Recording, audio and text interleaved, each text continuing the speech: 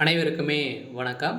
சற்று முன் கிடைத்திருக்கக்கூடிய ஒரு மிக மிக முக்கியமான செய்தி ஒன்று வெளியாகியுள்ளது. சற்று முன் கரூரில் செந்தில் பாலாஜி கார் கண்ணாடி உடைப்பு, கரூரில் பரபரப்பு, இது மாதிரி பார்த்தீங்கன்னா செய்திகள் வெளியாகிருக்கு. ஸோ இப்போ அதிரடியாகவும் பார்த்தீங்கன்னா அனைவருக்குமே தெரியும், ஒரு கரூரில் ஒரு மிகப்பெரிய சம்பவம், மிகப்பெரிய ஒரு துயரம் நடைபெறுது இல்லையா? ஸோ வரலாற்றிலே முதல் முறையாக இது மாதிரி ஸோ நடந்திருக்கு. ஸோ இந்த நிலையில் விஜய் அவர்கள் பிரச்சாரத்தில் ஈடுபட்டும்போது ஒரு மிகப்பெரிய பிரச்சனையாகி இது வரைக்குமே 41 உயிர்கள் பார்த்தீங்கன்னா கூட்ட நெரிசலின் காரணமாக ஸோ உயிரிழந்திருக்காங்க. ஸோ அதில் பார்த்தீங்கன்னா பிஞ்சு குழந்தைகள்லாம் பார்த்தீங்கன்னா உயிரிழந்த சம்பவம் பெரும் பரபரப்பை ஸோ ஏற்படுத்தியிருக்கு. ஸோ இதைத் தொடர்ந்து இந்த வழக்கின் அடிப்படையில் அதிரடியாக செந்தில் பாலாஜி அவர்களும் அதே மாதிரி செந்தில் பாலாஜி அவர்கள் சிசிடிவி காட்சி வெளியே இருக்கக்கூடிய நிலையில் தான் இப்போ செந்தில் பாலாஜி அவர்கள் கூலிப்படையை இறக்குனது ஒரு மிகப்பெரிய வீடியோ காட்சி வெளியாக இருக்குது. இந்த காட்சியின் அடிப்படையில் இப்போ அதிரடியாக தாவேக்கா தொண்டர்கள் அதே மாதிரி கரூர் மக்களும் பார்த்தீங்கன்னா செந்தில் பாலாஜி அவர்களுக்கு எதிர்ப்புகள் கொடுத்தும் அவர் விரட்டி அடிக்கப்பட்ட சம்பவம் பரபரப்பை ஏற்படுத்தியிருக்கு. ஸோ இந்த நிலையில் தான் அவருடைய கார் கண்ணாடி உடைக்கப்பட்ட சம்பவம் ஸோ அதிர்ச்சியை ஏற்படுத்தியிருக்கு. ஸோ இதை பற்றி இந்த வீடியோவில் நம்ம முழுமையாக பார்க்கலாம். ஸோ அதுக்கு முன்னாடி நம்ம சேனலுக்கு இப்போ தான் நீங்கள் முதல் முறையாக வந்திருக்கீங்க அப்படின்னா மறக்காமல் நம்மளுடைய சேனலை சப்ஸ்கிரைப் பண்ணி சப்போர்ட் பண்ணுங்கள்.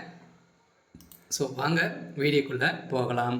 ஸோ பார்த்தீங்கன்னா கரூரில் செந்தில் பாலாஜி அவர்களுடைய கதை, ஒட்டுமொத்த கதையும் முடிய போகுது. சில செந்தில் பாலாஜி அவர்கள் பார்த்தீங்கன்னா ஏற்கனவே ஒரு மிகப்பெரிய பிரச்சனைகள் சிக்கியிருக்காரு.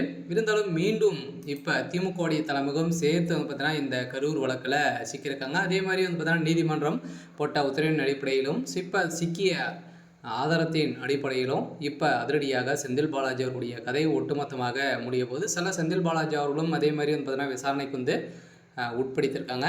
ஸோ இந்த விசாரணையின் அடிப்படையில் இப்போ செந்தில் பாலாஜிக்கு பார்த்தீங்கன்னா 17 ஆண்டுகள் சிறை தண்டனை விதிக்க போகிறதாகவும் இந்த தகவல் இருக்குது. ஸோ இதில் பார்த்தீங்கன்னா மீண்டும் பார்த்தீங்கன்னா நிறைய வீடியோக்கெல்லாம் சிக்கியிருக்கு. சில பார்த்தீங்கன்னா விஜய் மீது செருப்புகள் வீசியே நபரும் கைது செய்யப்படுறாங்க. இதில் நிறைய பேர் இந்த வழக்கின் மூலமாக ஸோ கைது செய்யப்பட்டிருக்காங்க. திமுக சேர்ந்த நிர்வாகிகளும் தாவக்காவுடைய நிர்வாகிகளும் நிறைய பேர் கைது செய்யப்பட்டிருக்காங்க.